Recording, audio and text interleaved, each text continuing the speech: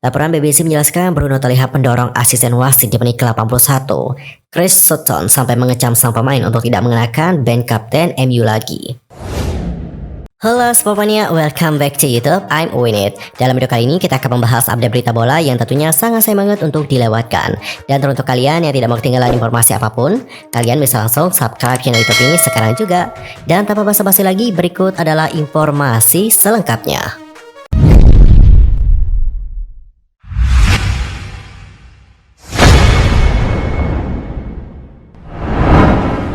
Langsung saja kita mulai dari informasi pertama, datanya dari Timnas U20 Indonesia yang angkat koper di Piala Asia. Timnas U20 Indonesia hanya mampu menahan imbang Uzbekistan U20 dalam laga pamungkas di grup A Piala Asia U20 2023, yang mana untuk pertandingan tersebut digelar pada hari Selasa tanggal 7 Maret 2023. Duel yang berlangsung di Stadion Istiqlal itu berakhir dengan skor 0-0. Hasil ini membuat skuad Garuda Muda tersingkir di babak penyisihan grup. Mereka tak bisa melewati Irak U20 yang mengunci posisi runner-up grup A setelah menang imbang Suriah 1-1 di waktu yang sama juga. Tampil di depan publik sendiri, Uzbekistan U20 mendominasi permainan sepanjang babak. Mereka juga terus menebar ancaman secara masif untuk membobol gawang tim besutan Shin Tae-yong ini. Hanya saja Muhammad Ferrazi dan kawan-kawan tampil begitu disiplin. Mereka juga berhasil menyulitkan tuan rumah untuk leluasa menembus jantung pertahanan Timnas U20. Timnas U20 juga sesekali bermain menyerang. Hanya saja Hoki Caraka dan kawan-kawan kerap hilang bola ketika sudah memasuki 3/4 lapangan. Tuan rumah juga mendapatkan peluang emas pada menit ke-30 dan beruntung saja kiper Dapa Parasha berhasil mementahkan peluang tersebut dengan kakinya. Menjelang babak pertama berakhir, Timnas U20 juga terus dipaksa bermain bertahan. Kualitas passing dan kecepatan Uzbekistan U20 di sektor sayap membuat tim skuad Garuda Muda kesulitan. Beruntung tidak ada peluang yang begitu berarti. Skor 0-0 bertahan hingga peluit jeda turun minum dibunyikan. Dominasi tuan rumah berlanjut hingga babak kedua. Timnas U20 terus dipaksa bermain bertahan sejak awal babak kedua. Uzbekistan U20 juga mencoba memanfaatkan keunggulan postur tubuh mereka. Umpan silang terus dilepaskan untuk mencari keuntungan dalam duel udara. Lewat serangan balik, Garuda Muda mendapatkan momentum untuk membuat kejutan di menit ke-65 usai Hoki Caraka berhasil merebut bola di kotak penalti lawan. Sialnya, bola berhasil disapu lebih dahulu sebelum Hoki melepaskan tembakan. Memasuki menit ke-70, tuan rumah juga mencoba membongkar pertahanan Timnas U20 lewat manuver di sektor sayap dan juga menusuk ke tengah. Namun upaya tersebut masih belum mampu menembus kedisiplinan tim tamu. Kebutuhan yang dialami Uzbekistan U20 membuat pelatih Ravshan Kaidarov melakukan penyegaran di lini depan. Peluang emas pun berhasil didapat. Beruntung sekali tembakan dari Rahmon Alip hanya membentur mistar gawang. Menjelang akhir babak, Uzbekistan U20 juga terus memaksa Timnas U20 bertahan cukup dalam. Namun skor 0-0 tetap terjaga hingga peluit panjang dibunyikan lantaran mereka gagal memanfaatkan peluang dengan baik. Kemudian dalam konferensi pers usai laga, Shin Tae-yong selaku pelatih mengatakan, "Saya pikir kami bermain baik melawan tim tuan rumah. Kami juga gagal memberikan hasil yang diinginkan, tetapi telah berjuang dengan baik. Saya ingin mengucapkan selamat pada Uzbekistan dikarenakan lolos ke perempat final. Dengan kondisi yang ada, saya mengapresiasi tim yang mengakhiri pertandingan tanpa kebobolan. Selain itu di sini kami juga tidak bisa membawa beberapa pemain kunci." Adapun untuk contoh pemain kunci yang tidak dibawa adalah Marcelino Ferdinand, yang mana untuk Marcelino Ferdinand tidak diizinkan oleh KMSK Dings untuk bergabung dengan Timnas U20. Ada pula nih Zanadin Paris yang mengalami cedera. Selain itu, Shin Tae-yong juga mengakui bahwa fisik kecil pemain Timnas U20 Indonesia menjadi titik persoalan. Sehingga kedepannya dia menuntut untuk pemainnya itu bekerja lebih keras, dikarenakan lawan-lawan di Piala Dunia U20 juga berpotensi memiliki fisik yang lebih besar.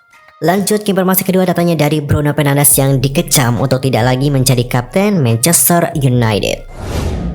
Bruno Fernandes menjadi salah satu pemain yang disorot penampilannya di saat melawan Liverpool pada hari Minggu tanggal 5 Maret 2023 waktu Indonesia Barat yang lalu. Chris Sutton sampai mengecam sang pemain untuk tidak mengenakan band kapten MU lagi.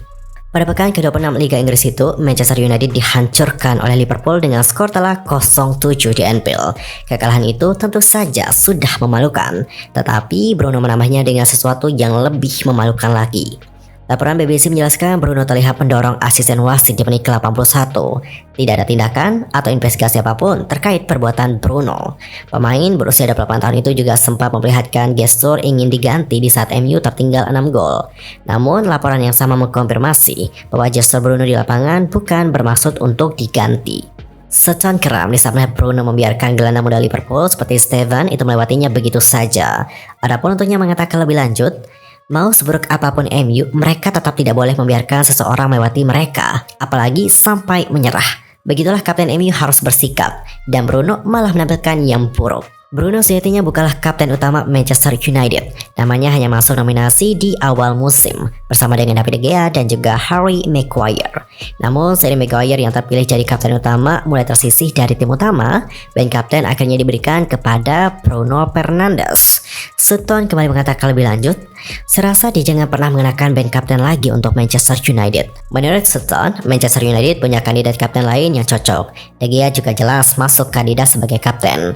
Selain David De Gea, ada juga Rafael Varane yang beberapa kali didaulat menjadi kapten. Namun Sutton punya pendapat yang berbeda. Salah satu pemain yang menurut Sutton cocok untuk dijadikan sebagai kapten adalah Casemiro. Dan bagaimanakah pendapat kalian? Menurut kalian siapa nih yang cocok menjadi kapten di Manchester United? Apakah Bruno Fernandes, David De Gea, Rafael Varane, Harry Maguire atau Casemiro? Nanti langsung saja ya sampaikan di kolom komentar siapa pemain yang cocok menjadi kapten MU ke depannya. Dan untuk informasi terakhir kita akan membahas tentang daftar lengkap tim yang lolos perempat final Liga Champions 2022-2023. Leg kedua 16 besar Liga Champions mulai dimainkan pada hari Rabu tanggal 8 Maret 2023. Ada 8 partai penentu yang akan dimainkan dalam 2 pekan pertandingan. Liga Champions musim 2022-2023 menjanjikan banyak kejutan, sama seperti musim-musim sebelumnya. Kejutan juga sudah tersaji sejak fase grup dan kini berlanjut sampai ke fase gugur. Ada 8 tiket yang diperebutkan dalam duel-duel babak 16 besar. Sejauh ini baru Chelsea dan juga Benfica yang dipastikan lolos ke babak perempat final Liga Champions 2022. Dan menarik nih untuk kita bahas tentang bagaimana pertandingan dari Benfica dan juga Chelsea sehingga mereka lolos. Kita mulai dulu membahas tentang hasil dari pertandingan Benfica versus Club Brugge. Benfica itu sukses menghajar Club Brugge dengan skor telak 5-1 dalam laga leg kedua babak 16 besar Liga Champions, yang mana untuk pertandingan tersebut digelar di Estadio da Luz pada hari Rabu tanggal 8 Maret 2023 dini hari waktu Indonesia Barat. By the way, ada yang nonton nggak pertandingannya? Gonzalo Ramos menjadi bintang kemenangan Benfica dengan memborong 2 gol sekaligus. Sementara itu, 3 gol lainnya masing-masing dicetak oleh Rafa Silva, João Mario, dan juga David Neres. Club Brugge itu baru mencetak 1 gol hiburan di akhir pertandingan lewat aksi dari Sean Major. Dan berkat hasil ini, Benfica pun berhak lolos ke babak perempat final dengan kemenangan agregat 7-1 setelah mereka menang 2-0 di laga leg pertama Februari lalu. Yang berikutnya adalah hasil pertandingan dari Chelsea versus Borussia Dortmund. Dalam pertandingan tersebut Chelsea tampil tangguh nih, dan The Blues juga memetik kemenangan 2-0 untuk mengunci agregat 2-1. Bermain di Stamford Bridge, skuad Graham Potter memang harus tampil habis-habisan demi menjaga asal lolos ke putaran berikutnya.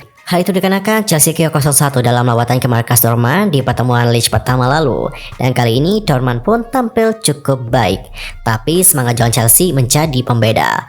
The Blues mencetak 2 gol lewat aksi Raheem Sterling di menit ke-43 dan penalti dari Kai Havertz di menit ke-53. Kemenangan 2-0 ini memastikan langkah Chelsea untuk lolos ke babak 8 besar alias perempat final Liga Champions 2022-2023. Chelsea unggul agregat 2-1 atas Dortmund. Dan berikut adalah jadwal 16 besar Liga Champions 2022-2023 yang patut kalian tunggu untuk kalian saksikan. Pada hari Kamis tanggal 9 Maret 2023 ada pertandingan dari Bayern Munchen versus Paris Saint-Germain, dan berikutnya ada pertandingan dari Tottenham versus AC Milan di hari yang sama. Lanjut di hari Rabu tanggal 15 Maret 2023 ada pertandingan dari Porto versus Inter Milan, dan ada juga pertandingan dari Manchester City versus RB Leipzig. Dan di tanggal 16 Maret 2023 tepatnya di hari Kamis ada pertandingan dari Napoli versus Eintracht Frankfurt dan juga Real Madrid versus Liverpool. Dan berikut daftar top skor Liga Champions 2022-2023 untuk sementara. Di peringkat pertama itu ada Mohamed Salah dari Liverpool yang sudah mengemas 8 gol. Berikutnya ada Kylian Mbappe dari Paris Saint-Germain dan juga Gonzalo Ramos dari Benfica yang sudah mengemas 7 gol.